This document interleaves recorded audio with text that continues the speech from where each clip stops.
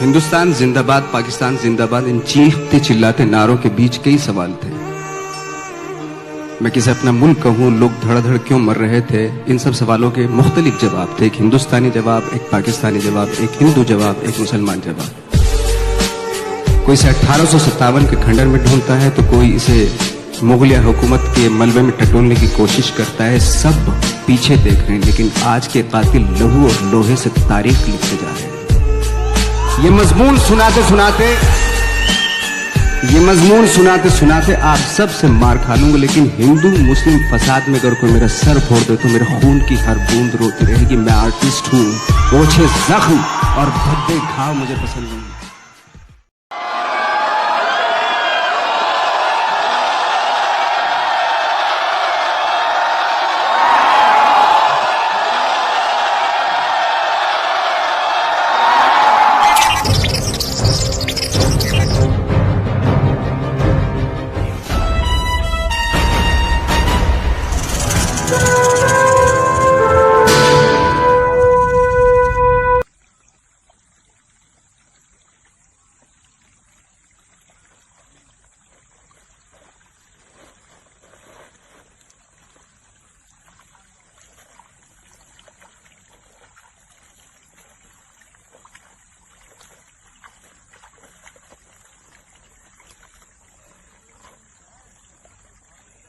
हो गया,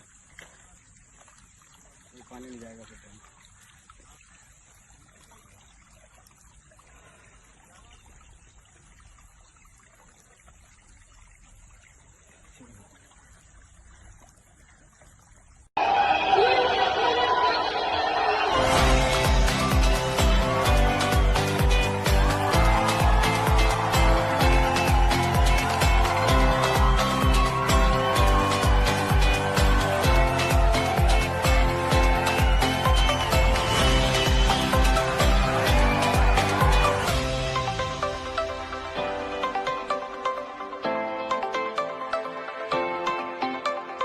It's great to have Nawazuddin Siddiqui, one of the greatest actors in the world here.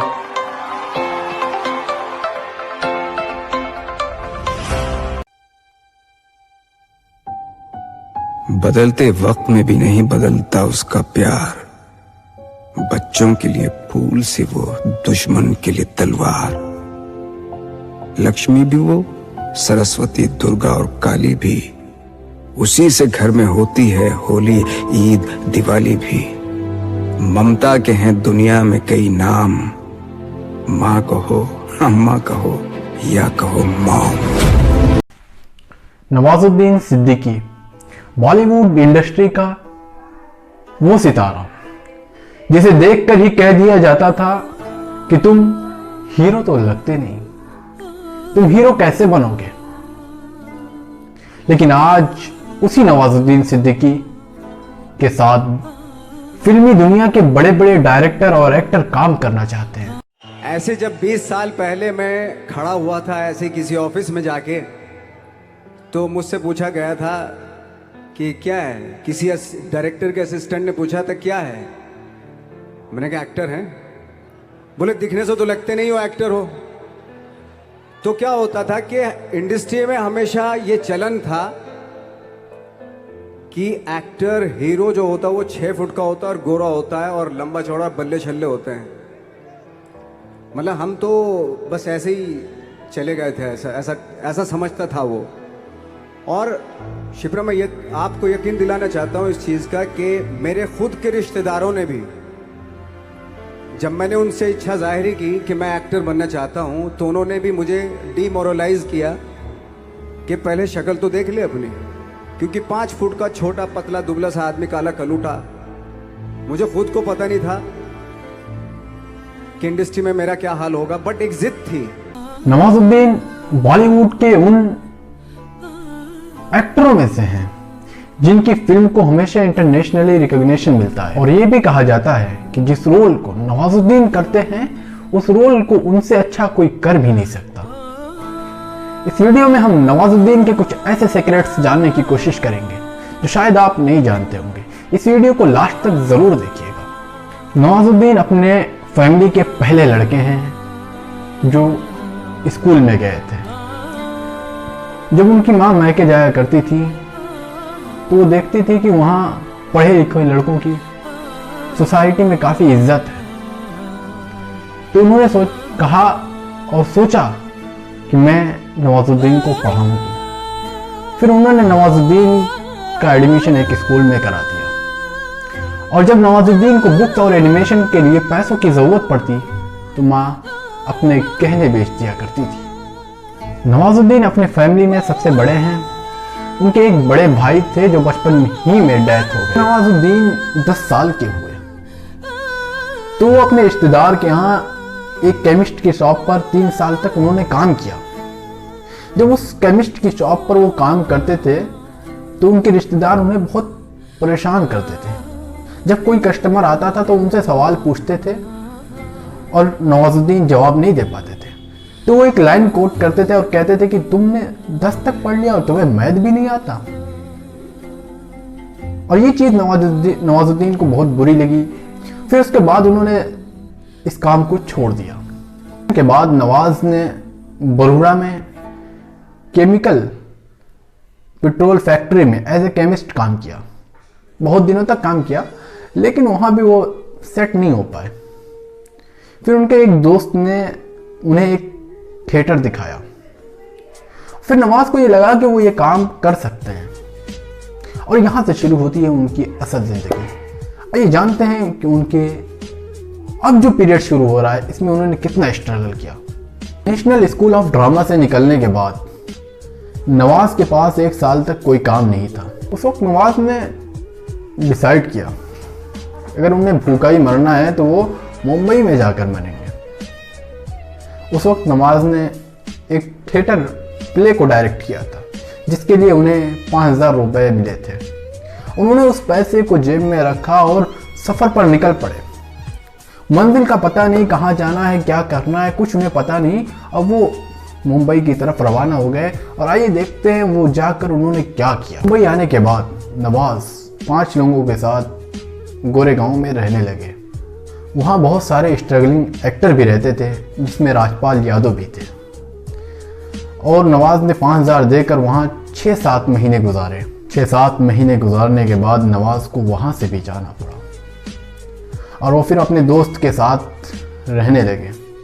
1 साल तक तो नवाज को बगैर पैसे के ही रहना पड़ा और खाने न मिलने की वजह से उनकी हालत बहुत कमज़ोर होती जा रही थी दिन ब दिन। 1 साल किसी तरह उन्होंने गुजारा। अगर किसी दिन नवाज को अच्छा खाना मिल जाता तो वो बहुत खुश होते थे। इतना स्ट्रगल करने के बाद नवाज घर भी नहीं लौट सकते थे क्योंकि अगर घर जाते तो उन्हें डर था कि लोग उनका मजाक उड़ाते। और ये हकीकत है, लोग मजाक उड़ाते हैं। जब नवाजुद्दीन सिद्दीकी ऑडिशन देने जाते थे तो उनकी एक्टिंग तो पसंद आती थी लेकिन उनका फेस देखकर, उनकी पर्सनैलिटी देखकर उनको रिजेक्ट कर दिया जाता था। और नवाज ने हज़ारों ऑडिशन दे डाले। कभी उन्हें सीरियल में छोटे मोटे रोल दे दिए जाते थे लेकिन नवाज कभी डिप्रेस नहीं हुए। उन्हें सिर्फ ये था कि उन्हें इतने पैसे मिल जाए कि वो सिर्फ अच्छा खाना खा सके। नवाज की पहली फिल्म सरफरोश थी जिसमें नवाज ने पॉकेट मार का रोल अदा किया था लेकिन उनके फादर उस वक्त उनसे बहुत नाराज हुए क्योंकि गांव के लोग मजाक उड़ा रहे थे। तो नवाज के फादर ने नवाज से कहा कि ये किस तरह के रोल कर रहे हैं, लोग यहाँ पर मजाक उड़ा रहे हैं तो तुम्हारा बेटा देखो मार खा। इस वक्त नवाज को ये बहुत बुरा लगा। नवाज 3-4 साल तक घर ही। फिर जब उन्होंने गैंग्स ऑफ वासेपुर फिल्म किया तब वो घर गए। गैंग्स ऑफ वासेपुर फिल्म का लास्ट सीन करते हुए फैजल खान को लग रहा था कि अब उनके 15 साल जो उन्होंने स्ट्रगल किए हैं वो ख़त्म हो जाएंगे। अब उन्हें और स्ट्रगल नहीं करना पड़ेगा। और नवाजुद्दीन ने एक इंटरव्यू में बताया कि वो उस रोल को करते हुए उस कैरेक्टर में थे ही नहीं। हरामखोर फिल्म में नवाजुद्दीन सिद्दीकी के 17 रोल थे जो उन्होंने एक ही दिन में कर डाले थे। नवाजुद्दीन सिद्दीकी अनुराग कश्यप का बहुत रिस्पेक्ट करते हैं। क्योंकि वही अनुराग कश्यप हैं जिन्होंने 40 सेकंड का सीन देकर कहा था कि मैं तुम्हें रोल दूंगा, और फिर उसके बाद गैंग्स ऑफ वासेपुर में उन्हें लीड रोल मिला। 15 साल के बाद जो मेरी लाइफ थी जिसमें खाने तक को नहीं मिलता था, अब फॉर्चुनेट अपने आप को समझने लगा था कि थैंक गॉड कि मुझे ऐसे लोगों के बीच में मुझे रहने का मौका मिला। तो कभी भी आई थिंक मुझे लगता है कि कभी भी जब आप स्ट्रगल कर रहे होते हैं ना, वो एक मौका होता है आपके पास, वो एक चांस होता है आपके पास कि कैसे उसमें आप अपना ऑब्जर्वेशन, एक्सपीरियंस, जब आपको काम मिलेगा वो उसमें लगाएंगे आप। तो मेरी लाइफ बहुत ही, आज जब मैं सोचता हूं कि यार ये तो बहुत ही अच्छा हुआ था जो 15, 10, 12 साल मैंने बिना काम के गुजारे, जो लोगों के बीच में रहा था मैं, आज वो काम आ रहा है मेरे। जहां जरा सा कोई कैरेक्टर मिलता है तो आदमी इसलिए कनेक्ट करता है उनसे कि उनको लगता है कि यार ये तो मेरे पड़ोस का ही, आसपास का ही ये बंदा है। मैंने देखे हैं इस तरह के लोग। आई थिंक यही हमारी सबसे बड़ी जीत है एज एन एक्टर।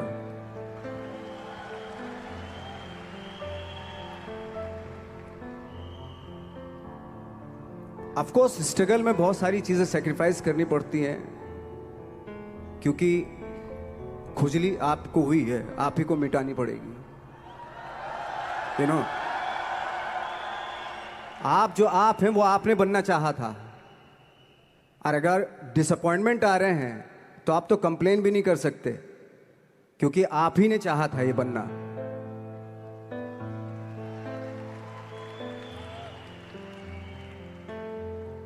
तो बस यही था कि 10-12 साल तक मैंने सोचा था, 10-12 साल जब स्ट्रगल हो गए तो मेरे बहुत ज़्यादा वो भी हुआ कि यार छोड़ के चले जाते हैं, कुछ काम मिल नहीं रहा है, क्या हो रहा है कुछ पता नहीं, आई डोंट नो मिल पाएगा या नहीं मिल पाएगा। फिर ये होता था कि नहीं, मेरी मदर जो है ना एक लेटर लिखती थी मुझे हमेशा। तब मोबाइल नहीं आए थे, पेजर आए थे, तो पेजर यहाँ पे लगा के चलते थे हम लोग। जब उनको मालूम हो जाता था कि भाई बंदा जो है ना थोड़ा सा फ्रस्ट्रेशन में है, डिप्रेशन में है क्योंकि काम नहीं मिल रहा, तो मेरी माँ मुझे एक लेटर लिखती थी, उस पर लिखती थी कि लिखने के बाद एक लास्ट में लिखती थी कि 12 साल में कचरे के दिन भी बदलते थे, तू तो इंसान है, तू तेरा दिन भी बदलेगा। तो उन सब चीज़ों को देख के कोई एक शेर, कोई एक कोटेशन, कोई इस तरह की जो मोटिवेट करती है, जो लाइंस आपको, उनका रहना, उन पे बिलीव करना बहुत ज़रूरी होता है, क्योंकि वही चीज़ आपको मोटिवेट करती हैं आगे बढ़ाने के लिए। और जब ख़राब वक्त होता है आपको, वो लाइंस, वो पोएम्स, वो सारी चीज़ें आपको संबल देती हैं, मजबूती देती हैं, ताकत देती हैं। दर्जी है, पैंट सीता है, 1000 तरीके की पैंट सी सकता है वो, अगर वो चाहे तो। अगर उसने नहीं चाहा तो वो जो ट्रेंड चला रहा है वही सीता जाएगा। लेकिन अगर उसने चाह लिया कि मैं ऐसा कुछ करता हूं, तो 1000 तरीके की पैंट उसी में 1000 तरीके की सी देगा वो पैंट। ऐसे हर फील्ड में पॉसिबिलिटीज बहुत होती हैं और एक परफेक्शन होता है। फॉर एग्जाम्पल जैसे हम लोगों ने ट्रेनिंग इसलिए ली कि परफेक्शन आ जाए अपने काम में। जैसे एक मैंने एग्जाम्पल सुना था कि ये छोटी छोटी चीज़ें जो मैं बता रहा हूँ, ये चूंकि मैंने बचपन में सुनी थी, उन पे उन्हीं को अपनी लाइफ बना के आगे बढ़ा तो आज यहाँ पे हूँ। इसलिए वो छोटी छोटी चीज़ें बहुत काम आती हैं, उनको सुनना बहुत ज़रूरी होता है इंसान के लिए। बताते हैं कि एक बहुत बड़े, पता नहीं ये सच है झूठ है, मुझे इतना ज़्यादा नहीं मालूम, बट कोई बहुत बड़े इंसान हुए, लेकिन वो पहले मोची थे, जूता सीते थे। लेकिन जूता जहाँ से सीते थे ना, वहाँ से कभी फटता नहीं था वो, भले दूसरी फट जाए लेकिन वहाँ से नहीं फटता था, क्योंकि उसका पैशन था जूता सीना। काम भले वो है वो, लेकिन उस काम में भी उनका पैशन है। तो इसी वजह से वो इतने पॉपुलर होते चले गए कि यार जूता फट गया लेकिन सिलवाना वहीं जाके, क्योंकि वहाँ अगर उन्होंने सी दिया वहाँ पे, जिंदगी भर वहाँ से जूता नहीं फटेगा। तो छोटी छोटी चीज़ों में ये जो परफेक्शन, पैशन, ये सारी चीज़ें होती है जो आपका आगे बढ़ाती है, बहुत आगे ले जाती है। लेकिन उसके वही है, कुछ चीज़ों का होना वाकई बहुत ज़रूरी होता है। फिर एक्सपीरियंस आपका, आपकी नॉलेज। जैसे मेरा मानना है कि मैं आई एम सॉरी टू से, बट मेरा खुद का मानना है कि मैं लक पे बिलीव नहीं करता हूं। मेरे सामने आज तक मेरे सामने लकीली कोई चीज नहीं हुई कि मैं लकीली यहां तक पहुंच गया। आज जो आप प्रोमो देख रहे थे, जो क्लिपिंग्स देख रहे थे मेरी, मैं लकीली नहीं पहुंचा हूं यहाँ पे। मैंने उसके लिए मेहनत की है, मैंने उसके लिए नॉलेज इकट्ठी की है, मैंने उसके लिए ट्रेनिंग ली है। तो कैसी लगी आपको सीक्रेट्स या स्टोरी कहें, अगर इनमें से कोई भी सीक्रेट्स आपको पसंद आया हो तो कमेंट करके ज़रूर बताएं और हमारी मेहनत को रायगा न जाने दें। काफ़ी मेहनत लगती है वीडियो बनाने में। इस वीडियो को लाइक, शेयर एंड सब्सक्राइब ज़रूर करें।